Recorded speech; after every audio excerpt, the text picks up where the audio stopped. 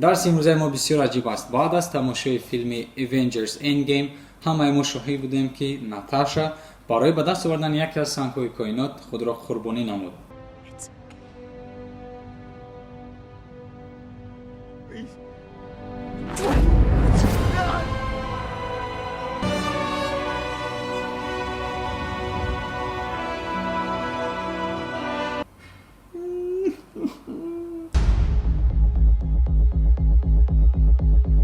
اما کیناستودیوی مارول تمام دنیا را به حیرت گذاشت و اینک در سال 2020 ناتاشا در فیلم نو بلک ویدو نه تنها زنده است بلکه با تمام اهل عائله‌اش بازی میکند.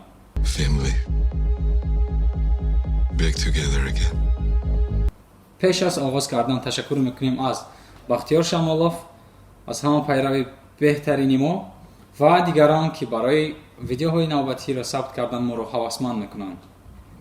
اینک آموزش زبان انگلیسی با فیلم بلک ویدو یا به وزن سیاه رفتیم.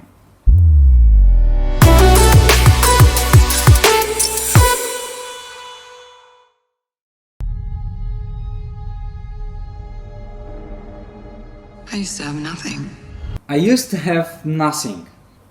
کنسترکسیون used to برای شر و حالت‌های استفاده برده می شود که در گذشته آنها پای در هم تکرار می شدند یا عادت‌هایی که ما پیش داشتیم و عین حال آنها دیگر تکرار نمی شوند. مثلا he used to play football for the local team but he's too old now. وای برای دسته تیم فوتبال خودشون بازی می‌کرد اما حاضر وای بسیار پیر است. یا که مثال دیگر we used to go to the seaside every summer when I was a kid. ما هر تابستان به نزد بحر می رفتیم وقتی که من کودک بودم. و چی خیلی که ناتاشا میگوید I used to have nothing. من هیچ چیز نداشتم. And then I got this job. و بعد من این کار را یافتم. فعل انگلیسی got یکی از فعل‌های بسیار معنا در زبان انگلیسی است که معناهای وای با 12 تا میرسد. در مثال ناتاشا and then I got this job یعنی من این اولا را یافتم، من اولا را گرفتم. سینونیمی عوض کننده کلمه got در اینجا have هست. وای به معنای یافتن یا اینکه گرفتن آمده است. And then I got this job.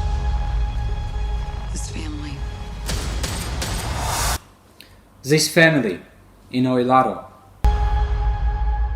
But nothing lasts forever. But nothing lasts forever. اما هیچ چیز دوام نمیکنه. در اینجا last با معنای دوام کردن، forever ابدی، دائمی، ابداً ترجمه می شود. I heard you had to leave in a hurry. I hear you had to leave in a hurry. کلمه و فعل اساسی در اینجا had to است. had to زمان گذشته فعل مدلی must می باشد. must و طرز دیگر have to یعنی I have to go من باید روم I must go من باید روم فعل مدلی یعنی فعل یاری دهنده و در زمان گذشته I had to leave من باید میرفتم. I hear you had to leave in a hurry من شنیدم که تو باید شتابان میرفتی. I have to get up early در زمان حاضره من باید بر وقت خیزم. I had to get up early من باید بر وقت میخیستم در زمان گذشته. یعنی که you had to clean the room تو باید خانه را تازه میکردی. It's never easy these days. It's never easy these days. امروزها هیچ چیز آسان نیست. These days امروزها easy آسان. It's never easy these days. امروزها هیچ چیز آسان نیست. So what are you going to do? So what are you going to do?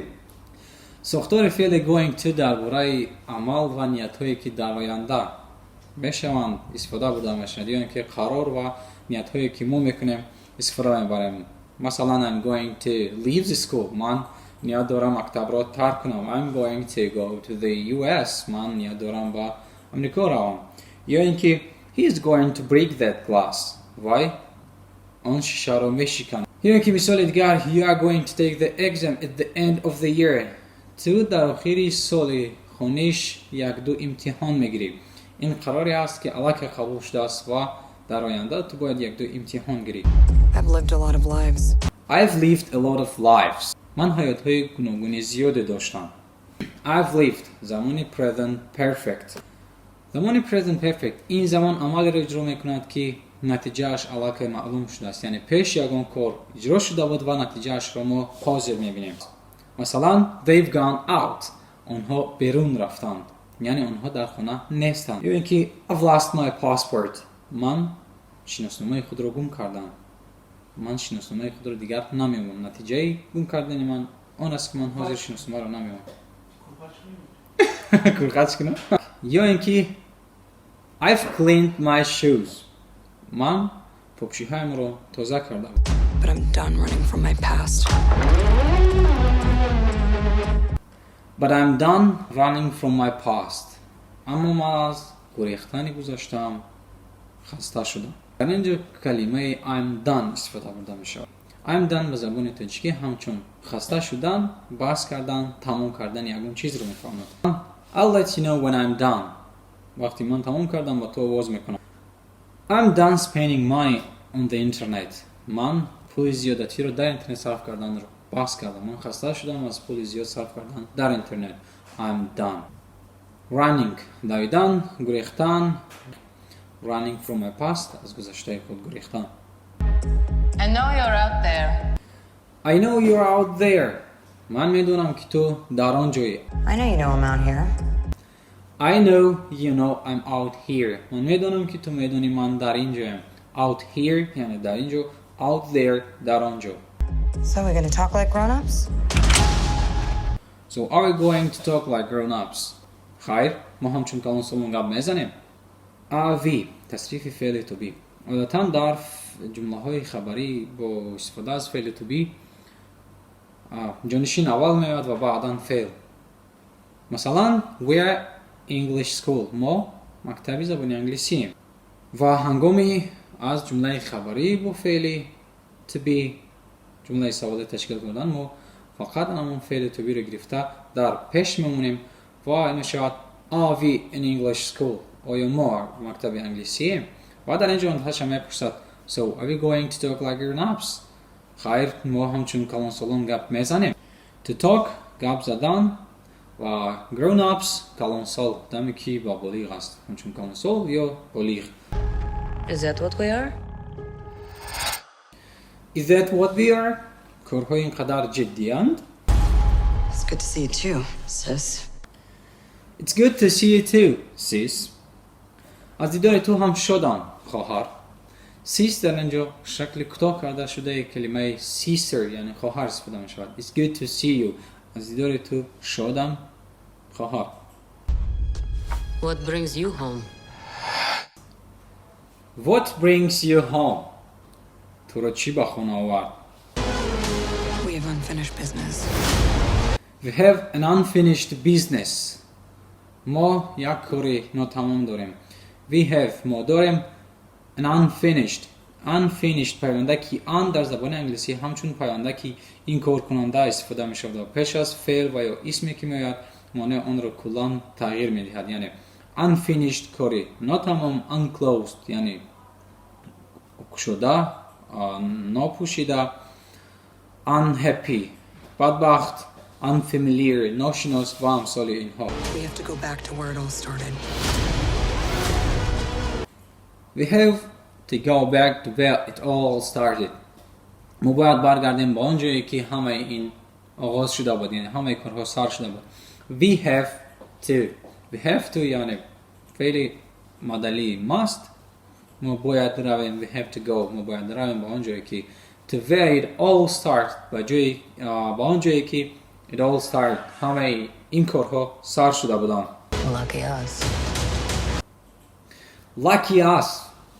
البته برمیگردیم. One thing's for sure. It's gonna be a hell of a reunion. One thing's for sure.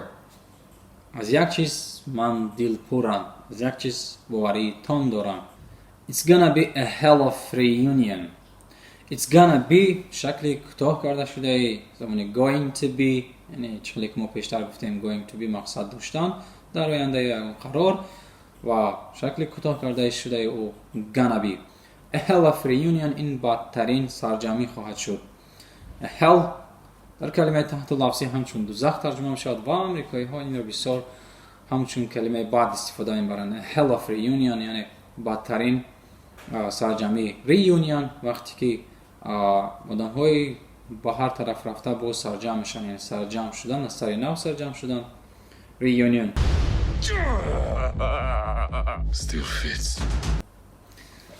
still fits یعنی تا حال با من نشود، تا حال من میگنجم در این لباس.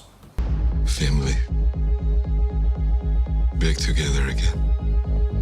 این سخن پدر ناتاشا است که باری دیگر از سرجمعی اویلا بسیار خوشبخت است و میگوید back together again یعنی باز سر نو یک جاییم.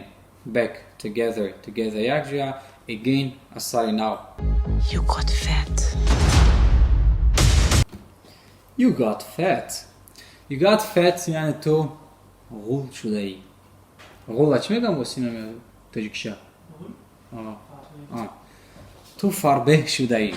و در آخر دوستان فراموش نکنید حتما در کامنتار فکر خود آید به این فیلم و این ویدیو درس نویسید و آن جایی که ما میتوانیم روش کنیم البته آنها را نویسید و میتوانید اون فیلمی که شما میخواید ما با اون ویدیو درس تشکیل کنیم البته نامش را در زیر نویسید و ما البته فکر شما را با اینا بعد میگیریم. و لایک را فراموش نکنید. تا بازدید در درس‌های دیگر. بای.